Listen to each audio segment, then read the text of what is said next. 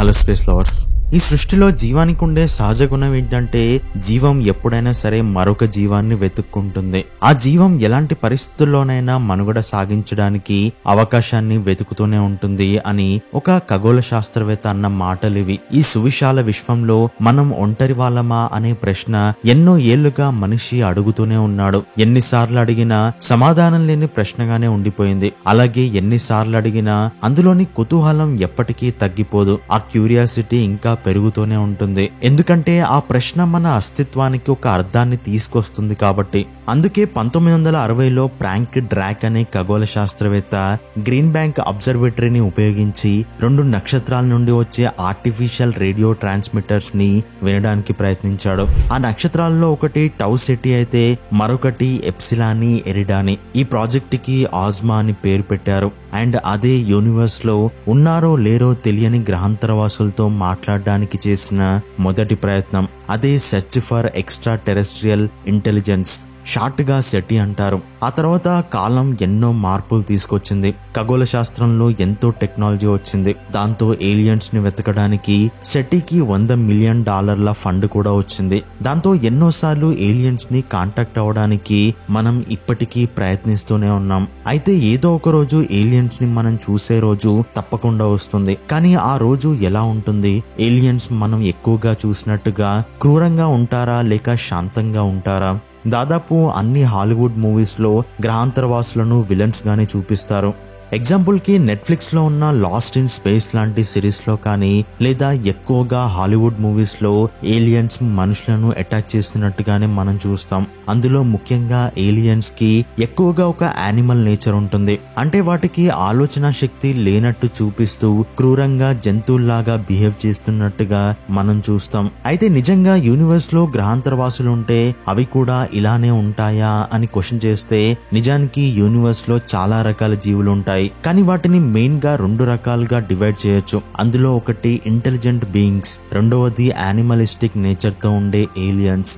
ముందుగా ఏలియన్స్ అనే వాళ్ళు ఇంటెలిజెంట్ గా ఉంటే వాళ్ళకుండే ఆలోచన శక్తికి మనుషులను ఫస్ట్ టైం కాంటాక్ట్ అయినప్పుడు వాళ్ళు మన మీద అటాక్ చేస్తే దానికి కారణం ఏంటో మనం తెలుసుకోవచ్చు. అలా కాకుండా ఏలియన్స్ కి ఆలోచన శక్తి లేకుండా యానిమల్ నేచర్ తో ఉంటే వాళ్ళు అంతరిక్షంలో ట్రావెల్ చేసే అవకాశం ఉండదు. అలా అని అవి మనల్ని అటాక్ చేయవు అని చెప్పలేం. ఎందుకంటే యానిమల్స్ కి ఆలోచన శక్తి అనేది ఉంటుంది. అంటే వాటి ఆహారం విషయంలో, అలాగే వాటి పిల్లల విషయంలో అవి ఎంతో ప్రొటెక్టివ్ గా అలర్ట్ గా ఉంటాయి. కాబట్టి మనుషులే వాటి గ్రహాలకు వెళ్ళినప్పుడు, వాటికి నచ్చని పని చేసినప్పుడు అవి మనల్ని అటాక్ చేయొచ్చు. లేదంటే వాటికి మనుషులు ఆహారంలా కనిపించినా కూడా అప్పుడు అవి మనల్ని అటాక్ చేసే అవకాశం ఉంది. అండ్ కొన్నిసార్లు సాధు గ్రహాంతరవాసులు కూడా యూనివర్స్ లో ఉండే ఛాన్సెస్ ఉన్నాయి.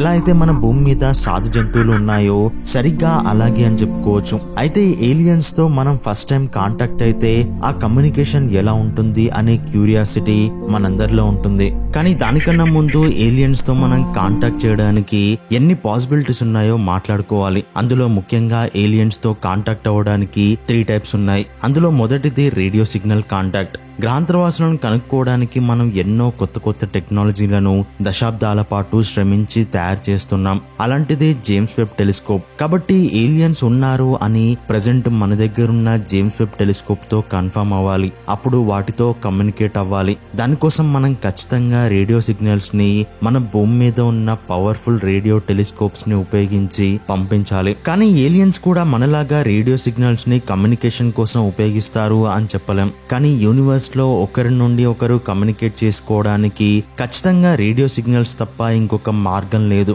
ఎందుకంటే యూనివర్స్ లోని దూరాలను బట్టి చూస్తే ఒక్క లైట్ తప్ప ఇంకేది కూడా అంత వేగంగా ప్రయాణించలేదు. అండ్ లైట్ కన్నా ఫాస్ట్ గా వెళ్లే ఆబ్జెక్ట్ మనం ఇప్పటి వరకు కనుక్కోనిది ఏదైనా ఉంటే తప్ప కమ్యూనికేషన్ కి రేడియో సిగ్నల్స్ తప్ప ఇంకొకటి ఉపయోగించడానికి వీల్లేదు. కాబట్టి ఏలియన్స్ కూడా మనలాగా తెలివి ఉన్న జీవులైతే వాటి లైఫ్ టైమ్ లో లైట్ స్పీడ్ మాత్రమే యూనివర్స్ లో ఫైనల్ స్పీడ్ అని తెలుసుకుంటాయి.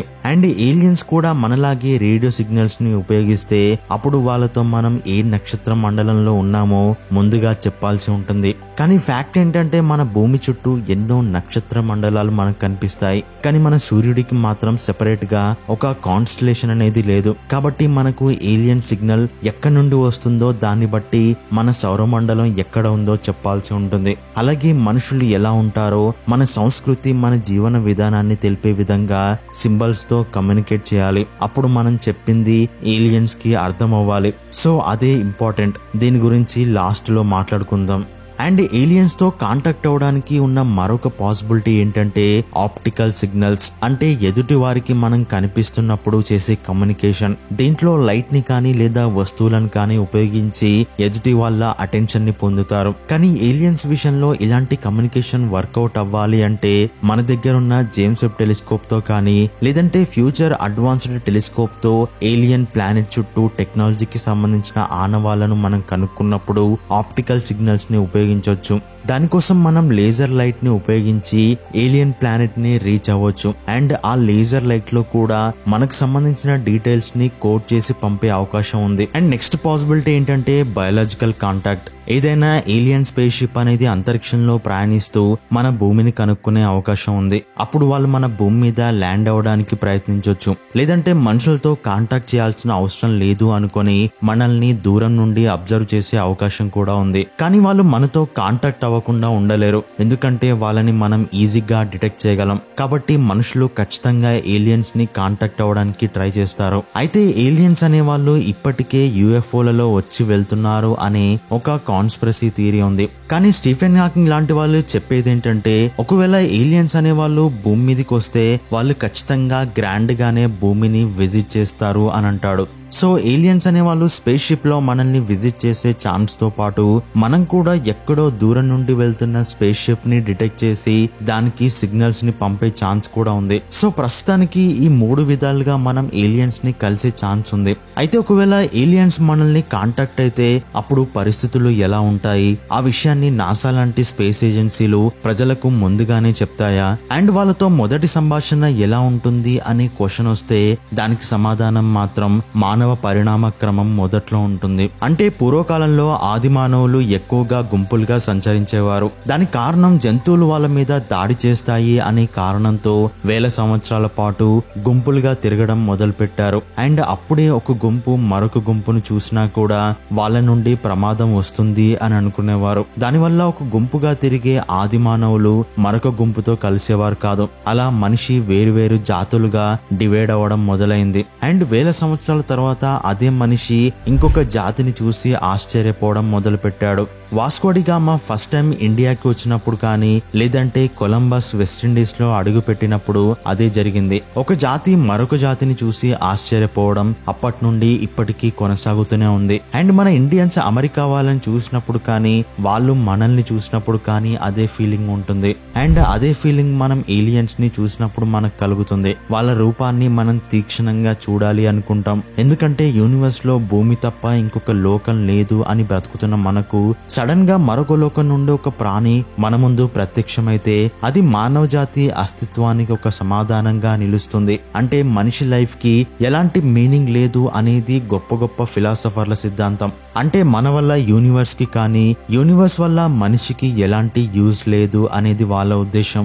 ఎందుకంటే యూనివర్స్ కాలంతో పోలిస్తే మనిషి జీవిత కాలం చాలా చిన్నది. ఆ క్షణకాలంలో మనిషి యూనివర్స్ ని అర్థం చేసుకునే లోపే గడిచిపోతుంది. అండ్ చనిపోయిన తర్వాత మనిషికి అస్తిత్వం అనేది లేకుండా పోతుంది. అయితే ఒకవేళ మనం ఏలియన్స్ ని నిజంగా కలిస్తే అప్పుడు ఎన్నో ఏళ్లుగా మనుషులను వేధిస్తున్న భయం, అంటే విశ్వంలో మనం ఒంటరి వాళ్ళం అనే భయం తొలగిపోతుంది. అండ్ ఎందుకు మనిషి యూనివర్స్ లో ఒంటరివాడు అని భయపడతాం అంటే, ఎగ్జాంపుల్ కి ఈ భూమి మీద సడన్ గా ఒక విపత్తు వచ్చి అందరూ చనిపోయి మీరు మాత్రమే నివసించే పరిస్థితి వస్తే అప్పుడు ప్రపంచంలో మీరు మాత్రమే ఒంటరిగా నివసిస్తూ ఉంటే మీలో భయం అనేది ఖచ్చితంగా ఉంటుంది. మిమ్మల్ని చూడ్డానికి, మీ అనుభవాలు పంచుకోవడానికి ఎవ్వరూ లేరు అనే బాధ, మీరు చనిపోతే జీవం అనేది పూర్తిగా అంతరించిపోతుంది అనే భయం, అలాగే మీలో ఒక అంధకారం అనేది పెరుగుతుంది. ఆ భయాన్ని మాటలతో చెప్పలేని పరిస్థితుల్లోకి వెళ్ళిపోతారు. సో సరిగ్గా అలాంటి విశ్వంలో ఇప్పుడు మానవ జాతి ఉంది. ఇంత పెద్ద యూనివర్స్ లో మనిషి అనుభవాలను పంచుకోవడానికి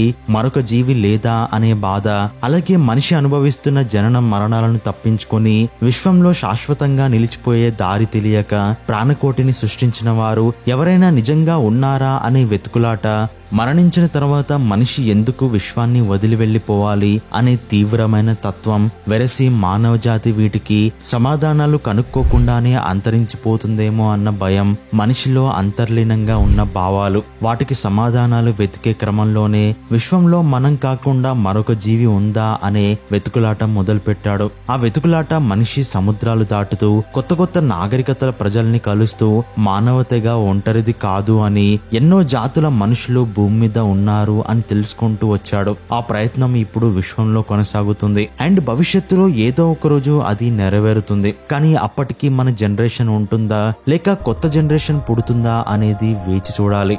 సో ఇది ఈ వీడియోలోని ఇన్ఫర్మేషన్ అండ్ వీడియో నచ్చితే తప్పకుండా లైక్ చేయండి. దీని గురించి మీ ఎక్స్పీరియన్స్ ని కామెంట్ రూపంలో నాతో పంచుకోండి. అండ్ ఈ ఎక్స్పీరియన్స్ అనేది చాలా తక్కువ మందికి మాత్రమే ఉంటుంది. అందులో మీరు కూడా తప్పకుండా ఉన్నారా లేదా అనేది కామెంట్ చేయండి. And thanks for watching.